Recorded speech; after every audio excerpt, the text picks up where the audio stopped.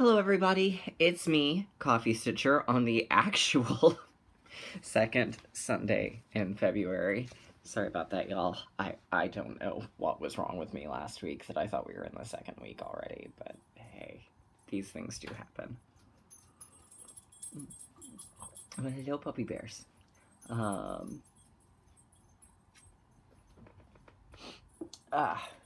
So now it's actually the second Sunday. So, how is everybody? Did y'all have a good week? Oh, good. I had an alright week. Monday, I ended up not stitching. I have not been on my diet very well, and so my gallbladder kind of rebelled on me Monday, and I just felt way too ill to try and stitch. By the end of the day, I felt better, and I probably could have, but I just didn't want to go there, so I didn't. But I do have a little bit of haul.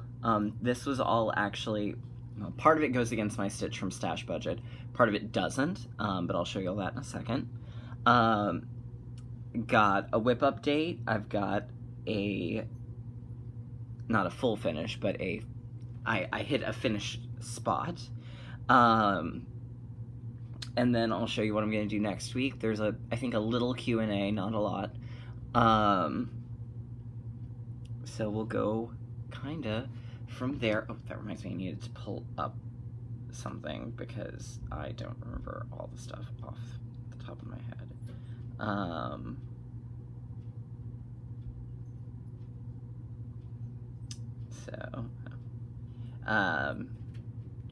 I did not get a lot of stitching done yesterday. We celebrated my husband and my dad's birthdays because they're kind of close together, and then Dad was sick, so we just did it all together as one. So we and then so we had everyone over, so I didn't get a lot of stitching done yesterday. Otherwise, this one would have been a finish, but we'll get there in a second. So, Q&A.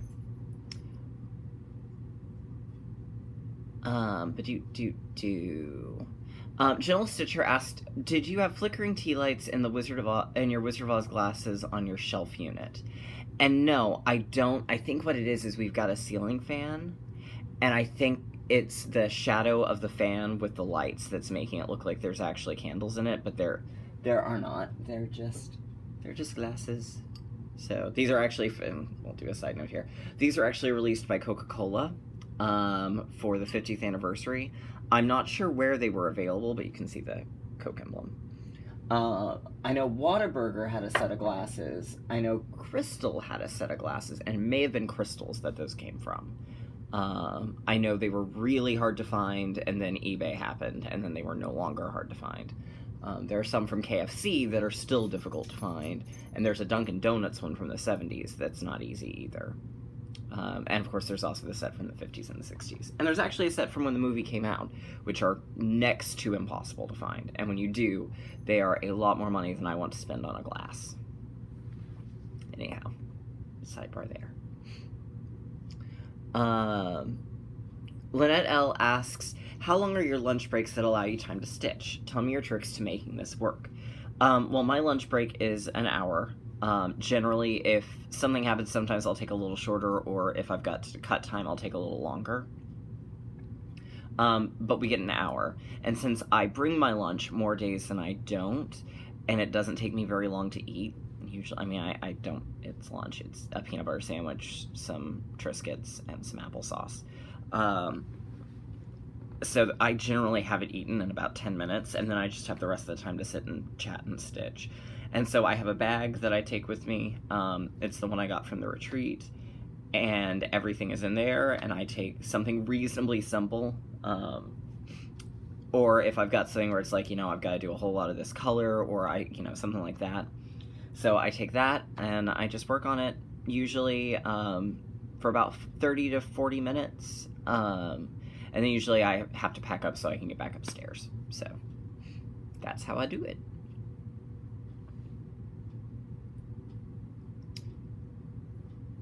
Amanda McSee, thank you for being the one who brought that to my attention, that I don't know what week we're in. I don't know. I just show up places. It happens. And I have not started really thinking about my Mania plans. So yeah, I haven't yet. I'll get serious in April. Village Stitching asks, how do you make your final decision on what fabric to use for a project? Sometimes it's just a simple matter of I pick up a chart or I pick up a piece of fabric and I'm like, oh, this would be perfect for this. Other times, like with Legendary Creatures, I had to go through first and see, did I have a piece of fabric big enough? And then from there, it became, all right, here's my floss toss. What looks best? What doesn't look best? And then a lot of the times I have my own gut reaction, but then I get Chi to come in and look, and I send pictures to a couple of my Stitch friends. I'm like, which one do you like better? And generally the consensus is usually the one I was already thinking. Sometimes I'm wrong, though. Sometimes it's something totally different.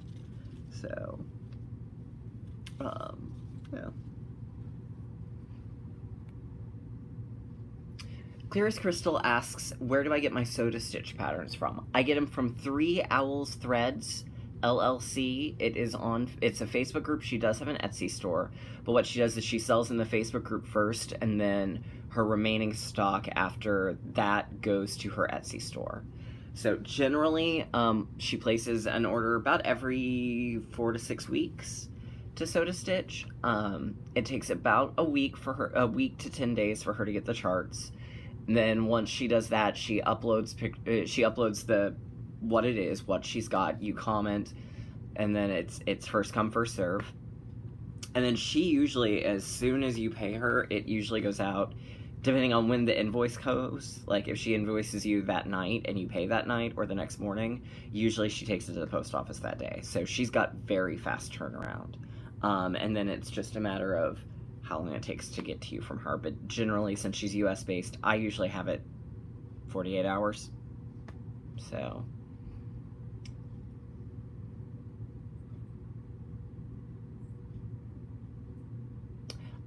Megan Harper asks, what size Q-snap were you using? I took an 8x8 and an 11x11, and I combined them, like that so you don't see it yet, combine them together to make an 8x11. That's what I use the most. I do have an 11x17 that I'll use for really big pieces. I've got a 6x6 for really small ones, and I may even have a 6x8 somewhere. And I've got an 8x8 too, but I don't really use the 8x8 all that often.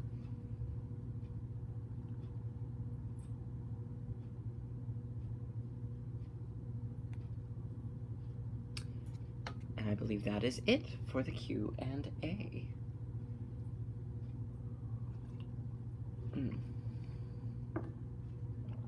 All right.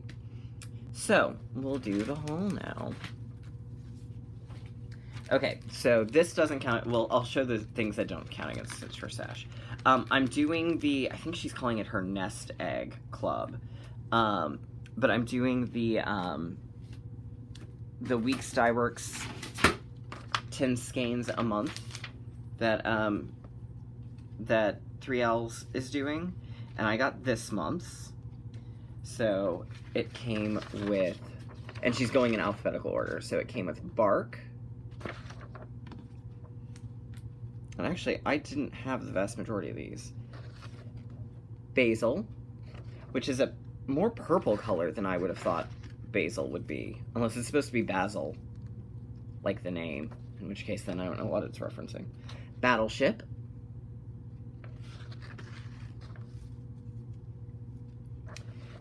Baked apple.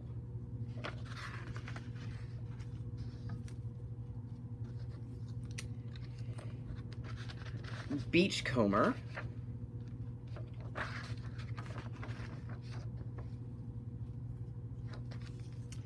Banana popsicle, which has a little more white to it than it's showing. Yellows are so hard to get on camera. Bayberry, which I think is actually one of the only ones I already had, but I like that color. Baby's Breath.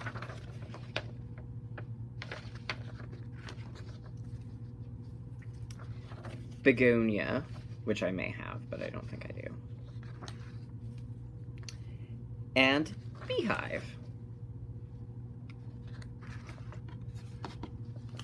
So that was that. And then, as many of you probably saw, at long last, the damn DMC tins finally went out. She finally was able to get them. So I was a little, and this is not a reflection on Trisha in any respect at all. I'm a little disappointed. I expected it to be a little bit of a sturdier, like I wondered why it was denting so bad. I was expecting it to be a little sturdier than it is, and I was also expecting it to have a more sparkle finish versus a matte finish. But the colors are pretty. There they are. And then it came with a small little booklet with pattern in it, and the pattern is also kind of disappointing. Hold it from the back. I mean, it's there. I mean, I guess it's okay. And again, that's no reflection on her whatsoever, because once she got them, she invoiced us, and I had mine. I think I got my shipping notification on Sunday, and it was here Tuesday. Like, I couldn't believe it. So once again, Trisha kicks booty. But overall, I'm a little, but I'm glad to have the colors. So, especially because one of the things I wanted to start was the Wish sampler from Ships Manor, which uses a couple of those colors. So I'm very excited for that. And again, that is no reflection on Trisha and a reflection on DMC for the ridiculous delay it took. That, good lord. But yeah, so there we go. And then this did count, because I'd already ordered that before Stitch from Stash began. So now we get to the part that does count against me, and that is my latest Soda Stitch order. So we got Zoo Map. I like the elephant. Actually, I like it all, but I really like that elephant. Kind of because he reminds me a little bit of, on the show The Grim Adventures of Billy and Mandy, Fred Fredberger, who I was obsessed with in college. I loved Fred Fredberger, so he kind of reminds me of Fred Fredberger. We got Petite House because it's adorable. I got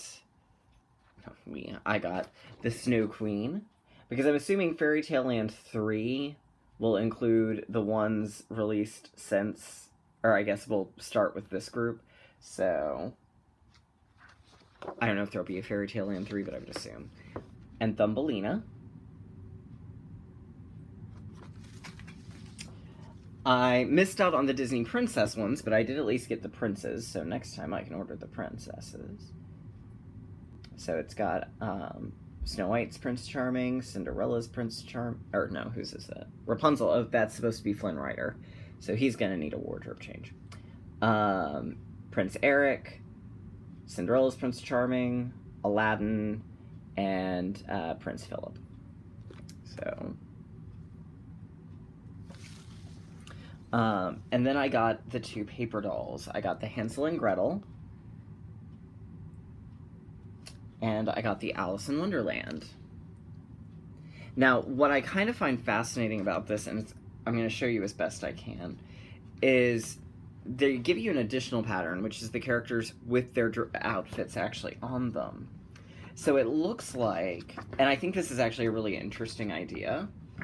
So it looks like, and I'm gonna have to hold this way back so you can't really, so you can see the scope. But it looks like you're just supposed to stitch all this as one, which would make sense, because I was thinking, oh, do you do it on perforated paper? What are you supposed to do here? So, and you can't see it, because I can't show you the pattern close enough up, but the, their eyes are, like, super detailed. There we go. I can at least do that. It's gonna be a little blurry, but those eyes are ridiculously detailed. So, this one's got Hansel and Gretel and the witch, and she's got and the gingerbread house and the pot. So, there's that, and then the Alice in Wonderland is her, and the White Rabbit and the Queen of Hearts. And there's two outfits for Alice. Oh, whoops, I just realized that. So I thought these were super cute, and I'm really, really hopeful she'll do a Wizard of Oz one. Because I would really like to see that. I would love to see what she does with that. All right. So, that's this week's haul. All right, so WIP updates. I guess I'll go ahead and show you this one since you already partially saw it.